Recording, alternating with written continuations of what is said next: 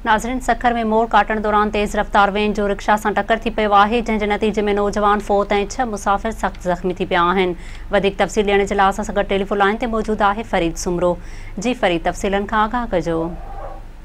सखर जे गरमगोदी मोड़ वटि मदरसा अनवार मुसा तेज़ रफ्तार वेगन जो रिक्शा खे टक्कर लॻी वियो, जंहिंजे नतीजे में 7 ॼणा जेके आहिनि उहे ज़ख़्मी थी पिया।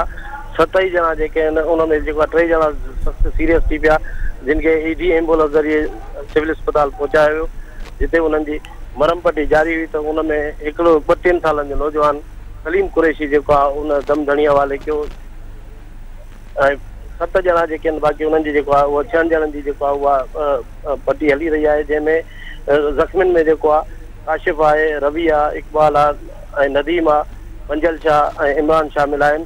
जॾहिं त सलीम कुरैशी जो जेको आहे मर्द ज़रूरी कार्रवाई बाद उनजे अबाणे ॻोठु रुस्तम जेको आहे रवानो कयो वियो आहे। पुलिस जेको आहे वेगन ड्राइवर खे जेको आहे पंहिंजी तहवील में वठी करे जेको आहे कस्टडी कयो आहे ऐं वाक़े जी जेका आहे ख़बर जेको आहे ॿुधंदे ई जेको आहे मक़तूल जा वारिस ऐं ज़ख़्मियुनि जा जेके वारिस आहिनि उहे अस्पताल पहुची विया। जी फरीद, तव्हांजी महिरबानी।